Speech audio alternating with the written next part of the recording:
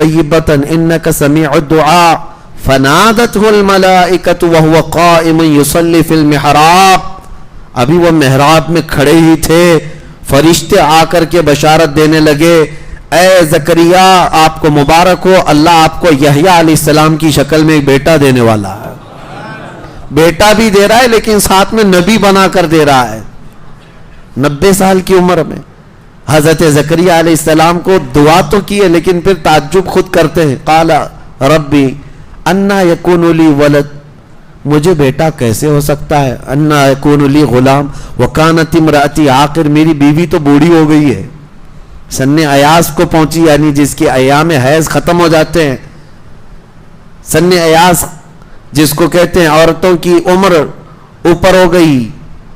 तो हजरत ज़करिया ताज्जुब भी कर रहे, मेरी बीवी को बेटा कैसे हो सकता है।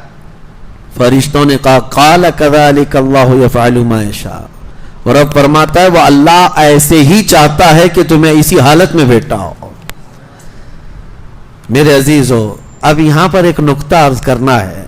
ये जो लफ्ज है ना, ये बहुत अहम है। होना अली का दआ ज़करिया रब्बा, हजरत ज़करिया अलैहिस्सलाम ने महराब मरियम में खड़े होकर क्यों दुआ किया, जबकि वो खुद नबी हैं। और हजरत मरियम कौन है, नबी नहीं है, अल्लाह की एक वलिया है। बात ये सोचने की है, एक नबी की दुआ वली की बैठक पर कबूल हो सकती है, तो फिर एक उम्मती की दुआ एक वली के मकाम पर क्यों नहीं कबूल होती। निस्बतों का एहतराम कुरान ने हमें बताया है। पूरी बैतुल मुक़द्दस मस्जिद अक्सा कहीं भी दुआ करते, लेकिन कुरान में है जहां बीबी मरियम बैठती थी वहीं हजरत ज़करिया अलैहिस्सलाम ने दुआ किया। पता ये चला कि दुआओं की कबूलियत की कुछ जगह भी होती हैं जहां जाकर के दुआ करें तो फौरन अल्लाह कबूल फरमाता है। इसी तरह फतावा रज़विया शरीफ में आला हज़रत ने वो मकामात गिनाए हैं जहां सबसे जल्दी दुआएं कबूल होती हैं। मैं आपको एक जगह बता दूं, आला हजरत ने जो लिखा है, बहुत सारे मकामात लिखे हैं, उनमें एक जगह इमाम अहले सुन्नत फरमाते हैं सबसे तेज दुआ कबूल होने का मकाम अजमेर मोहल्ला गरीब नवाज का दरबार है। मुझे हैरत होती है, बरेली के नाम से कुछ लोग चिढ़ते हैं, आला हजरत के नाम से कुछ लोगों को तकलीफ, जबकि आला हजरत ने खुद ये लिखा है फतावा रज़विया शरीफ में कि दुआओं के कबूल होने की जो जगह हैं उनमें से एक जगह अजमेर मोहल्ला गरीब नवाज का दरबार है। मेरे अजीजों, ये कुरान पाक से साबित है कि जहां अल्लाह के औलिया बैठते हैं वहां दुआएं कबूल होती हैं। बहरहाल ये आले इमरान, फिर हजरत बीबी मरियम वहीं पली बड़ी, जवान हुई, यहां तक कि उनकी जवानी तक किसी भी मर्द ने उनको छुआ तक नहीं, उनको छुआ भी नहीं। हजरत बीबी मरियम, और उसके बाद फिर अल्लाह रब्बुल इज़्ज़त की मर्जी थी कि जिब्राइल अमीन अलैहिस्सलाम को भेजा और उन्होंने आकर उन पर एक फूंक मारी। जब हजरत बीबी मरियम जवान हुई तब की बात, हजरत मरियम हामला हो गई और फिर हजरत ईसा अलैहिस्सलाम की विलादत हुई। इंशाअल्लाह सूरह मरियम 16वें पारे में जब आएगा तो हजरत ईसा अलैहिस्सलाम के मुतालिक तफसीलन में इंशाअल्लाह अर्ज करूंगा। आज इमरान कौन है, आले इमरान कौन है, वो मैंने बताया। इमरान हजरत ईसा अलैहिस्सलाम के नाना है और आले इमरान हजरत बीबी मरियम और हजरत ईसा अलैहिस्सलाम को आले इमरान में शुमार किया जाता है, यह आले इमरान है। इन आयात में मैंने इससे कबल भी बयान किया और रिकॉर्ड मौजूद होगा कि जब औरतें तुम्हारी हामिला हों या विलादत का वक्त करीब आए तो ये दो आयतें हैं, कुरान शरीफ दो, ये दो आयतें वो तिलावत करें, निहायत आसानी के साथ उनकी विलादत भी होगी और सिर्फ विलादत नहीं बल्कि नेक और सालेह औलाद होगी। ये आयतें मैं सिर्फ और सिर्फ सूरह आले इमरान की आयत नंबर ये अनाउंस कर दूंगा क्योंकि बाद में बहुत सारे लोग पूछते रह जाते हैं। आयत नंबर 36 और आयत नंबर 37 सूरह आले इमरान की, ये दो आयतें जब भी औरतें हमल से हों तो वो ये तिलावत करें और विलादत की आसानी के लिए सबसे बेहतरीन आयतें हैं। उसके बाद और दो आयतें इससे कबल की तफसीर में भी मैंने रिकॉर्ड किया है, आज फिर आपको बताता हूँ। دو آیتیں ایسی ہیں آج ہم نے تلاوت کی ہے. جیسا بھی تم پر بوجھ ہو قرض کا، جیسی بھی بے روزگاری ہو، یہ دو آیتیں عشاء کی نماز کی سب سے آخری 2 رکعت نفل نماز میں 5 مرتبہ پڑھتے رہیں. یہ تجربے کی بات میں بتا رہا ہوں، بہت تیز اثر کرتی ہیں اور اللہ تعالیٰ اس بندے کو بے نیاز فرماتا ہے. ہر طرح کے بوجھ سے اللہ تعالیٰ اسے بے نیاز فرماتا ہے. وہ آیتیں ہیں تولج اللیل فی النہار وتولج النہار فی اللیل، نہیں بلکہ اس سے پہلے قل اللہم مالک الملک تؤتی الملک من تشاء وتنزع الملک ممن تشاء وتعز من تشاء وتذل من تشاء بیدک الخیر انک علی کل شیء قدیر. اس کے بعد والی آیت، یہ دونوں آیتیں یاد کر لیں. اور پھر فرمایا گیا کہ اگر کوئی محکوم ہے، مزدور ہے، ان آیتوں کی تلاوت کرے، اللہ کبھی بھی اس پر کسی کو غلبہ نہیں دے گا، کوئی اس کے اوپر حکومت نہ کر سکے گا. اللہ رب العزت کی قدرت غالب ہے، اور جو بندہ اس کی تلاوت کرتا ہے وہ ہمیشہ سرخرو رہے گا، سر بلند رہے گا اور محکومیت سے محفوظ رہے گا. اور ہمیشہ یہ تمنا بھی کرنا چاہیے، میرے آقا صلی اللہ علیہ وسلم دعا بھی کرتے تھے، نعوذ بک من غلبۃ الدین وقہر الرجال، اے اللہ میں تیری پناہ مانگتا ہوں قرض کے بوجھ سے اور لوگوں کی حکومت سے، لوگوں کی محکومی سے. مجھے میرے والد گرامی نے یہ دعائیں تلقین بھی کی تھی، اور وہ فرماتے کہ میں نے کعبے کا غلاف پکڑ کر کے دعا کیا تھا کہ اے اللہ زندگی بھر مجھے کبھی کسی کی غلامی میں مت رکھ اور کبھی بھی لوگوں کی محکومی میں نہ رکھ. اسی لیے یہ وراثت میں مجھے بھی ملا ہے. میرے والد بھی بڑے عالم دین تھے اور زیادہ دن تک وہ بھی امامت نہیں کر سکے، 4-5 مسجدوں میں امامت کیے چند مہینوں میں، اور اس کے بعد بہت سارے آپ کو پتہ ہے عقل سلیم رکھنے والے لوگ حاکم بنتے ہیں امام کے اوپر، اور یہی محکومیت ہمیں پسند نہیں ہے. عالم ہے تو اللہ تبارک و تعالیٰ نے مصلح عطا کیا ہے. ہم کبھی یہ نہیں چاہتے کہ آپ کے اوپر حکومت کریں، لیکن ہم یہ بھی نہیں چاہتے کہ کوئی جاہل جو ہے عالم کو ہانکتا رہے. ہاں، کوئی جاہل عالم کو ہانکتا رہے. یہ میں آپ کو بتاؤں، ایک بہت بڑے بزرگ علامہ تقی الدین رحمۃ اللہ تعالی علیہ، ہمارے علاقے کے بہت بڑے پائے کے بزرگ ہیں، ولی ہیں. وہ ایک دارالعلوم کے صدر مدرس بھی تھے، پڑھاتے تھے. مدرس میں اور ایک مدرس تھے اور ایک عالم تھے، دونوں میں تکرار ہو گئی، بحث ہو گئی. حضرت تقی الدین رحمۃ اللہ علیہ اور ان کے، اب آپ کہیں گے کلیگ، ان کے ساتھ پڑھانے والے ایک اور عالم دین تھے، دونوں میں کچھ معاملات انبن ہو گئے. تو یہ بات چلنے لگی تو اب فیصلہ کرنے کے لیے کمیٹی والے آئے، 2 مولانا لوگوں کا فیصلہ کرنے کے لیے کمیٹی والے آئے.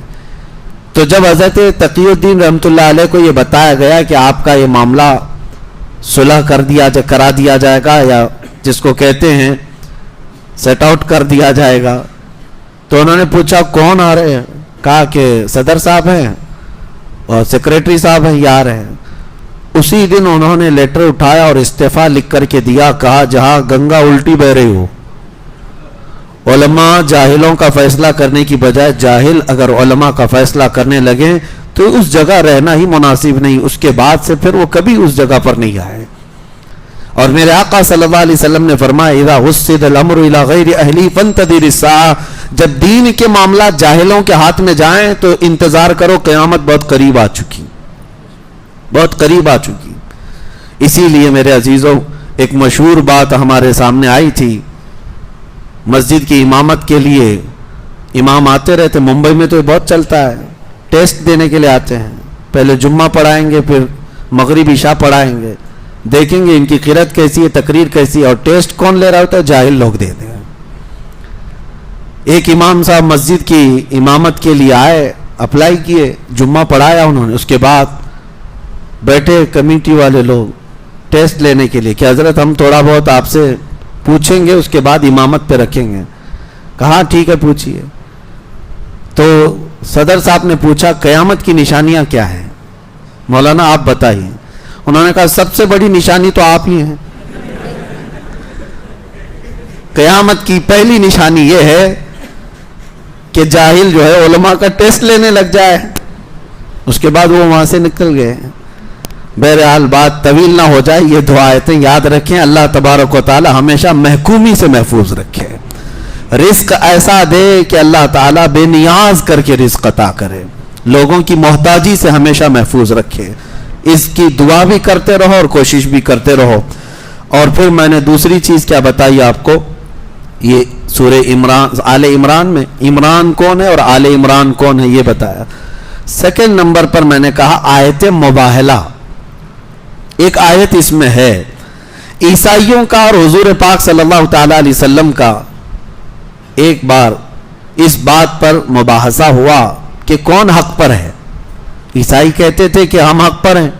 نبی پاک صلی اللہ تعالی علیہ وسلم کو اللہ نے فرمایا اے محبوب آپ ان سے کہہ دیں اگر تم حق پر ہو نا فَقُلْ تَعَالَوْا نَدْعُوا أَبْنَاءَنَا وَأَبْنَاءَكُمْ وَنِسَاءَنَا وَنِسَاءَكُمْ وَأَنفُسَنَا وَأَنفُسَكُمْ, آؤ میں اپنے بیٹے بیٹیاں لے کر آتا ہوں, میں اپنی عورتیں لے کر کے آؤں گا, میں خود بھی آؤں گا, تم اپنے بیٹے بیٹیاں لے آؤ, تم اپنی عورتیں لے آؤ اور تم خود بھی آؤ, اور بیٹھیں گے ایک میدان میں.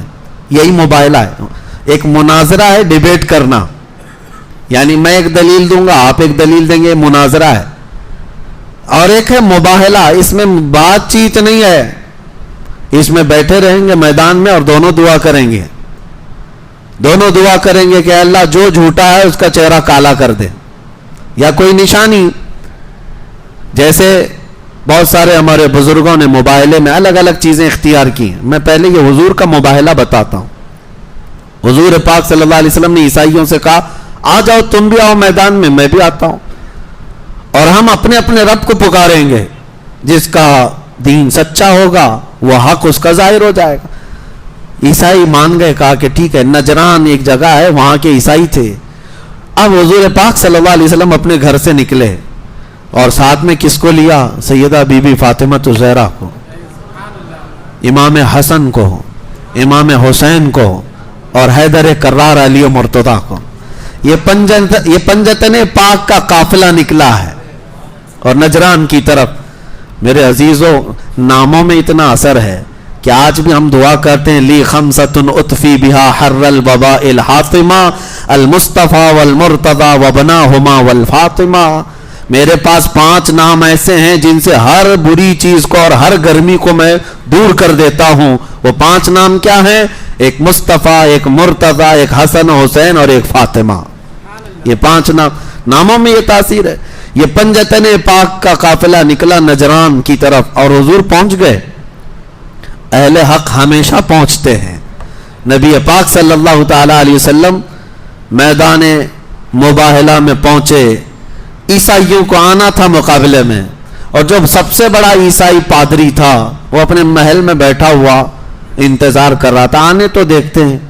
اور جب حضور پہنچ ہی گئے تو ان کو پہلی بات تو یہ سمجھ میں نہیں آ رہا کیا یہ صحیح میں آ گئے, اور اس کے بعد دیوار پر چڑھ کر کے جھانکنے لگا کہ آئے ہیں تو دیکھ لوں. پہلے دور سے نبی پاک کے چہرے پاک کو دیکھا, اور ساتھ میں وہ ایسا منظر تھا کہ سورج جگمگا رہا ہو اور ساتھ میں چاند بھی ہو اور ستارے بھی ہوں.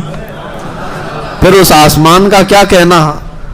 اس نے دور سے دیکھا اور سٹپٹا گیا اور سارے عیسائیوں کو بلایا اور پکار کر کہا نادانو تم نے کس کو مباہلے کے لیے بلایا, دیکھ نہیں رہے وہ چہرہ. اور وہ عیسائی پادری کہتا ہے قسم خدا کی اگر میں مباہلے میں چلا جاؤں سامنے اور وہ نبی اگر اٹھا دے ہاتھ دعا کے لیے, قیامت تک کوئی عیسائی زندہ نہیں رہ سکتا. یہ کون کہہ رہا ہے؟ خود عیسائی پادری کہہ رہا ہے. کہا تم نے کس کو بلا لیا؟ حضور پاک صلی اللہ تعالی علیہ وسلم کے پاس وہ سرنڈر ہو گئے. کہا کہ ہمیں مباہلہ نہیں کرنا, آپ واپس تشریف لے جائیں. حضور پاک صلی اللہ تعالی علیہ وسلم واپس تشریف لائے. مباہلہ اسلام میں ہے لیکن ہونے کے چانسز بہت کم ہوتے ہیں, ہوتے نہیں. اس کی ایک وجہ ہے. سیدنا خالد بن ولید رضی اللہ تعالیٰ عنہ عیسائیوں نے ایک بار پکڑ لیا تھا اور کہا تم صحیح مذہب پر ہو, حق مذہب پر ہو, تو آؤ چلو ہم بھی ٹیسٹ کر لیتے ہیں. کہا چلو. حضرت خالد بن ولید کے سامنے جو معاملہ تھا وہ کیا تھا, عیسائی آئے اور ایک ایسا خطرناک زہر لا کر کے رکھا, ایسا خطرناک زہر جس کو چھونے سے چمڑی نکل جاتی تھی. اگر وہ زہر لگ جائے تو چمڑی نکل جائے گی، اتنا خطرناک زہر۔ عیسائیوں نے کہا کہ چلو اس زہر کو رکھتے ہیں اور ہم دونوں دیکھتے ہیں، اللہ کا نام لیتے ہیں۔ حضرت خالد بن ولید نے کہا یقین ہے مجھے، میں میرے رب کا نام لے کر زہر اٹھا کر پی لوں گا، تمہیں بھی پینا ہوگا۔ حضرت خالد بن ولید کو انہوں نے کہا ٹھیک ہے تم پہلے کرو۔ حضرت خالد بن ولید نے بسم اللہ الرحمن الرحیم پڑھا اور اٹھا کر پورا زہر پی لیا۔ وہ گھبرا کر بھاگنے لگے، کہا کہ یہ کون انسان ہے کیا؟ اور بہت دیر تک دیکھتے رہے کہ کچھ تبدیل ہوگا کہ نہیں ہوگا۔ کہاں سے تبدیل ہوتا؟ وہ خالد بن ولید سیف اللہ المسلول ہے، کچھ نہیں ہوا، اللہ کے نام سے پیا۔ عیسائیوں نے کہا کہ یہ کچھ جادو کر دیا تم نے، ہو سکتا ہے یہ جادو ہوگا شیشی پر یا بوتل پر۔ حضرت خالد بن ولید نے کہا پورا نہیں، جو بچا ہے اس میں وہی چاٹ لو جو بچا ہے۔ لیکن ان میں سے کسی کی ہمت اور طاقت نہیں ہو سکی کہ اس زہر کو چکھ بھی سکے۔ ہر زمانے میں یہ ہوا ہے۔